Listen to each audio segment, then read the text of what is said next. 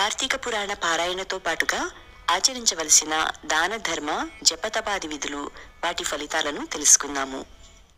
కార్తీక మాసము 3వ రోజున నిషిద్ధమైన ఆహారములు, ఉప్పు కలిసినవి ఉసిరి, చేయవలసిన దానము ఉప్పు, పూజించాల్సిన దైవము పార్వతీదేవి, జపించాల్సిన మంత్రము ఓం పార్వత్యై పరమేశ్వర్యై స్వాహ. వీటిని చేయడం వల్ల కలిగే ఫలితము శక్తి, సౌభాగ్యములు. ఇక శ్రీ స్కాంద పురాణాంతర్గత సంపూర్ణ కార్తీక మహాపురాణములోని 3వ రోజు పారాయణను మొదలు పెడతాము. కార్తీక మహాపురాణము 3వ రోజు పారాయణము పంచమాధ్యాయము. ఓ శివధను సంపన్న జనకరాజా, శ్రద్ధగా విను. మనము చేసిన పాపాలన్నింటినీ నశింపచేయగల శక్తి ఒక్క కార్తీక మాస వ్రతానికి మాత్రమే ఉంది. కార్తీక మాసంలో విష్ణు సన్నిధిని ఎవరైతే భగవద్గీత పారాయణమును చేస్తారో వారి పాపాలన్నీ కూడా పాము కుబుసములాగా తొలగిపోతాయి. అందున 10, 11 అధ్యాయాలను పారాయణ చేసిన వారు వైకుంఠానికి క్షేత్రపాలకులవుతారు. ఎవరైతే కార్తీక మాసంలో తులసీ దళాలతో కానీ, తెలుపు లేదా నలుపు గన్నేరు పూలతో కానీ విష్ణు పూజను చేస్తారో వాళ్ళు వైకుంఠానికి చేరి విష్ణు సమభోగాలను అనుభవిస్తారు. ఈ కార్తీక మాసములో హరిహరులెవరి సన్నిధినైనా సరే, ఏ పురాణాన్నైనా సరే ప్రవచించేవారు సర్వకర్మబంధ విముక్తులు అవుతారు. కార్తీక వన భోజనము. శ్లోకం: యః కార్తీకే సితే వన భోజనమాచరేత్ సయాతి వైష్ణవం ధామ సర్వ పాపై ప్రముచ్యతే. కార్తీక మాస శుక్లపక్షంలో వనభోజనమును చేసిన వారు పాప విముక్తులై విష్ణుధామాన్ని పొందుతారు.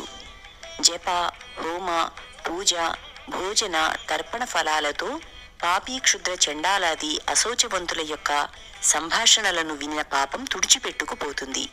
కాబట్టి మహారాజా, కార్తీక మాస శుక్లపక్షంలో అన్ని రకాల వృక్షాలతో పాటుగా ఉసిరి చెట్టు కూడా ఉన్న తోటలోనే వనభోజనమును ఏర్పాటు చేసుకోవాలి. ఉసిరి చెట్టు కింద సాలగ్రామమును ఉంచి గంధ పుష్పాక్షతాదులతో పూజించి యథాశక్తి బ్రాహ్మణులను ఆహ్వానించి వారిని గౌరవించి వారితో కలిసి భోజనమును చేయాలి. ఇలాగున కార్తీక మాసంలో వనభోజనాన్ని ఎవరైతే నిర్వహిస్తారో వాళ్ళు ఆయా కాలాలలో చేసిన సర్వ పాపాల నుంచి తములుకొని విష్ణులోకాన్ని పొందుతారు. జనక జనపతి, ఈ కార్తీక మహాత్మ్యాన్ని భక్తి శ్రద్ధలతో విన్న బ్రాహ్మణుడొకడు దుర్యోని సంకటము నుంచి రక్షింపబడ్డాడు. ఆ కథ చెబుతాను, విను. దేవదత్తోపాఖ్యానము. పూర్వం కావేరీ తీరములో దేవశర్మ అనే సద్బ్రాహ్మణుడు ఉండేవాడు. అతనికొక పరమ దుర్మార్గుడైన కుమారుడు కలిగాడు. అతని పేరు దేవదత్తుడు. అతగాడి దుష్ట ప్రవర్తనలను గుర్తించిన తండ్రి అతగాడిని పాప విముక్తిని చెయ్యాలని సంకల్పించి, నాయనా, రోజు కార్తీక ప్రాతః స్నానాన్ని ఆచరించు. సాయంకాలమున హరిసన్నిధిలో దీపారాధనమును చేస్తూ ఉండు. ఈ విధంగా కార్తీక వ్రతాన్ని ఆచరించి ధన్యుడివికా అని చెప్పాడు. కాని దుర్వర్తనుడైన ఆ బ్రాహ్మణపుత్రుడు తానటువంటి కట్టుకథలను నమ్మనని, కార్తీక వ్రతాన్ని ఆచరించనని తండ్రికి ఎదురు తిరిగాడు. అందుకు కినిసిన దేవశర్మ తన కుమారుడిని అడవిలోని చెట్టు త్వరలో ఎలుకవై పడి ఉండు అని శపించాడు. శాపానికి భయపడిన ఆ విప్రకుమారుడు తండ్రి పాదాల మీద పడి తనకు తరుణోపాయం చెప్పమని కోరగా, ఆ తండ్రి, నాయనా, నీవు ఎప్పుడైతే కార్తీక మహాత్మ్యాన్ని సంపూర్ణముగా వింటావో అప్పుడే నీ ఎలుక రూపము పోతుంది అని శాప విముక్తిని అనుగ్రహించాడు. దేవదత్తునికి శాప విముక్తి. పితృశాప కారణంగా అప్పటికప్పుడే మూషిక రూపాన్ని ధరించిన బ్రాహ్మణ యువకుడు గజారణ్యములో ఫలవంతమైనది, అనేక జంతువులకు ఆధారభూతమైనది అయిన ఒకానొక మహావృక్ష కోటరములో మనసాగాడు. ఇలా కొంతకాలము గడిచిన తరువాత ఒకానొకప్పుడు మహర్షి అయిన విశ్వామిత్రుడు శిష్య సమేతంగా కార్తీక స్నానం ఆచరించి వచ్చి ఆ ఎలుక ఉన్న చెట్టు మొదలు వందు ఉపవిష్టుడై తన పరివారానికి పరమ పావనమైన కార్తీక మహాత్మ్యాన్ని వినిపించసాగాడు. ఆ సమయంలో దయాహీనుడు, పాపాల పుట్ట, అడవి జీవాలను హింసించి పొట్టపోసుకునేవాడు అయిన ఒక కిరాతకుడు ఆ ప్రాంతానికి వచ్చాడు. పుణ్యపురుషుల దర్శనం వల్ల ఉపకారమే కాని అపకారము ఏనాడూ జరగదు. అదే విధముగా విశ్వామిత్రాది తపోబృంద దర్శనమాత్రం చేత రవంత పశ్చాత్తాపుడు జ్ఞాని అయిన ఆ కిరాతకుడు వారిని సమీపించి, అయ్యా, మీరు చెప్పుకుంటున్న కథలేమిటి? అవి వింటుంటే నాకీ కిరాతక జీవితం పట్ల చిరాకు పుడుతోంది. దయచేసి ఈ రహస్యమేమిటో చెప్పండి అనగానే అతనిలో వివేకం విచ్చుకుంటున్న వైనమును గమనించిన విశ్వామిత్రుడు, నాయనా, మేము కార్తీక వ్రతాన్ని ఆచరిస్తున్నాము. ఈ కార్తీక మాసములో ఎవరైనా సరే తెలిసి కాని తెలియక కాని స్నాన దాన జప తప పురాణ శ్రవణాదులను చేసినట్లయితే వారు వారి సర్వ పాపాల నుంచి విముక్తులవుతారు. ఈ వ్రతాన్ని భక్తితో ఆచరించేవాళ్లు జీవన్ముక్తులవుతారు అని తెలియచేశాడు. ఈ విధంగా కిరాతకునికి చెబుతున్న కార్తీక మహాత్మ్యాన్ని వినడమే తడవుగా తొర్రలోనున్న ఎలుక తన శాపగ్రస్త రూపాన్ని వదిలివేసి పూర్వ యువబ్రాహ్మణ రూపాన్ని పొంది విశ్వామిత్రాదులకు ప్రణమిల్లి తన పూర్వపు గాథను వినిపించి ఆ ఋషుల నుండి సెలవు తీసుకుని తన ఆశ్రమానికి తరలిపోయాడు. అనంతరము ఆ కిరాతకుడు కూడా విశ్వామిత్రాదుల వలన కార్తీక మహాత్మ్యాన్ని కడకంటా తెలుసుకునడం వలన ఆ జన్మకి కిరాతకుడయ్యి కూడా దేహాంతరాన ఉత్తమగతులను పొందాడు. కాబట్టి ఓ జనకరాజా, ఉత్తమగతులను కోరేవారు ప్రయత్నపూర్వకముగానైనా సరే కార్తీక వ్రతాన్ని ఆచరించాలి, లేదా కనీసము కార్తీక మహాత్మ్యాన్నైనా భక్తి శ్రద్ధలతో వినాలి. పంచమోధ్యాయ సమాప్తః. షష్ఠాధ్యాయము. శ్రీ వశిష్ఠుడు చెబుతున్నాడు, రాజర్షి జనక, ఈ కార్తీక మాసము 30 రోజులు కూడా ఎవరైతే శ్రీ మహావిష్ణువును కస్తూరి గంధాదులతోనూ పంచామృతములతోనూ అభిషేకిస్తారో వారికి 10,000 అశ్వమేధాలు చేసిన ఫలితము లభిస్తుంది. కార్తీక మాసములో సంధ్యావేళ విష్ణు సన్నిధిలో దీపారాధనమును చేసినా దీపదానము చేసినా వారు విష్ణులోకాన్ని పొందుతారు.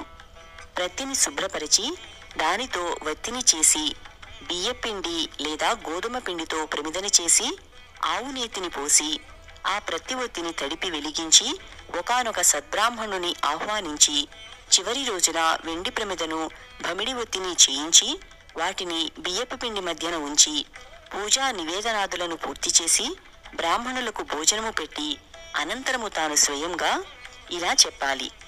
దీపదాన మంత్రము. సర్వజ్ఞానప్రదం దీపం సర్వసంపచ్చుభావహం దీపదానం ప్రదాస్యామి శాంతిరస్తు సదా మమ. జ్ఞానమును సంపదలను శుభములను కలిగించేదైన దీపదానాన్ని చేస్తున్నాను. దీని వలన నాకు నిరంతరము శాంతి సుఖము ఏర్పడుగాక అని చెప్పుకుంటూ పిండితో సహా ఆ దీపాన్ని బ్రాహ్మణునికి దానం చేయాలి. అలా చేసిన వారు అక్షయమైన పుణ్యాన్ని పొందుతారు. ఈ దీపదానము వలన విద్య జ్ఞాన ఆయుర్వృద్ధి అనంతరము స్వర్గభోగాలు కలుగుతాయి. మనోవాక్కాయకృత పాపాలన్నీ సమసిపోతాయి.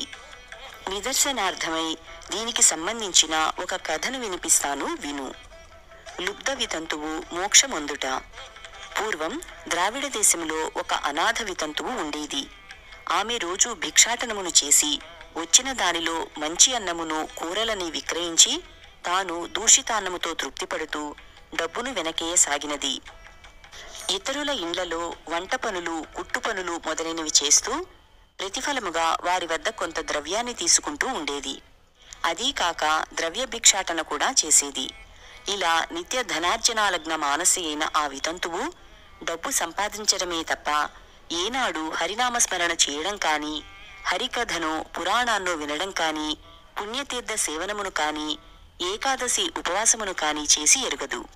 ఇటువంటి లుబ్ధురాలు ఇంటికి దైవవశాన శ్రీరంగ యాత్రికుడైన ఒక బ్రాహ్మణుడు వచ్చి ఆమె స్థితిని చూసి ఆమెకు నరకము తప్పదని గుర్తించి జాలిపడి ఆమెను మంచిదారిలో పెట్టదలచి, ఓ అమాయకురాలా, నేను చెప్పేది శ్రద్ధగా విను, ఆలోచించుకో. కేవలం చీము నెత్తురు మాంసము ఎముకలతో కూడుకొని సుఖదుఃఖలంపటమై ఉన్నదే తప్ప ఈ తోలు శరీరము ఒట్టి అశాశ్వతమని తెలుసుకో. నేల నీరు నిప్పు నింగి గాలి అనే పంచభూతాత్మకమైనదే ఈ శరీరము. ఈ దేహము నశించగానే ఆ పంచభూతాలు కూడా ఇంటి కొప్పు మీద కురిసి నలుదిక్కులకు చెదిరిపోయే వాన నీళ్లలా చెదిరిపోతాయి. నీటి మీద నురుగు లాంటి ఈ తనువు నిత్యము కాదు. ఇది శాశ్వతమని నమ్ముకున్నట్లయితే ఆశల అగ్నిలో పడే మిడతవలే మసి కావడమే తప్ప మేలనేది లేదు. మోహాన్ని భ్రమలను వదిలిపెట్టు. దైవమొక్కడే శాశ్వతుడని, సర్వభూత దయాకరుడని గుర్తించు. నిరంతరము హరిచరణాలనే స్మరించు. కామమంటే కోరిక, కోపమంటే దురాగ్రహం, భయమంటే ఆత్మనాత్మీయ భంగత, లోభమంటే ధన వ్యయ చింత, మోహమంటే మమతాహంకారాలు. ఇటువంటి ఈ ఆరింటిని వదిలిపెట్టు. నా మాట విని ఇక నుంచైనా కార్తీక మాసంలో ప్రాతస్నానాన్ని ఆచరించు. విష్ణుప్రీతికై భగవదర్పణంగా దీపదానము చెయ్యి. తద్వారా అనేక పాపాల నుంచి రక్షించబడతావు అని హితవు చెప్పి తన దారిన తాను వెళ్ళిపోయాడు. అతగాడి వచోమహిమ వలన ఆమెకు జ్ఞానోదయమైనది. తను చేసిన పాపాలకై చింతించినది. తాను కూడా కార్తీక వ్రతాన్ని చేయాలని సంకల్పించినది. అందుచేత ఆ సంవత్సరములో వచ్చే కార్తీక మాసాననే వ్రతాచరణమును ప్రారంభించినది. సూర్యోదయ వేళకల్లా చన్నీళ్ల స్నానమును, హరిపూజ, దీపదానము, పిదప పురాణ శ్రవణము ఈ విధముగా కార్తీక మాసము నెల రోజులు ఆచరించి చివరి రోజున చక్కగా బ్రాహ్మణ సమారాధన కూడా చేసినది. తక్షణమే ఆమె బంధాలు నశించిపోయినదై విగతాసువై విమానారూఢురాలై శాశ్వత స్వర్గభోగ సౌఖ్యాలను పొందినది. కాబట్టి రాజా, కార్తీక మాసంలో అన్నింటికంటే ప్రధానమైనది దీపదానము.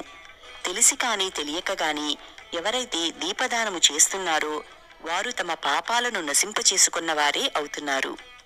దీనిని వినినా చదివినా జన్మ సంసార బంధ విముక్తులై విష్ణుభక్తి పరాయణులవుతారు. ఏవం శ్రీ స్కాంద పురాణాంతర్గత కార్తీక మహాత్మ్యే షష్ఠోధ్యాయ సమాప్తః. 3వ రోజు పారాయణము సమాప్తము.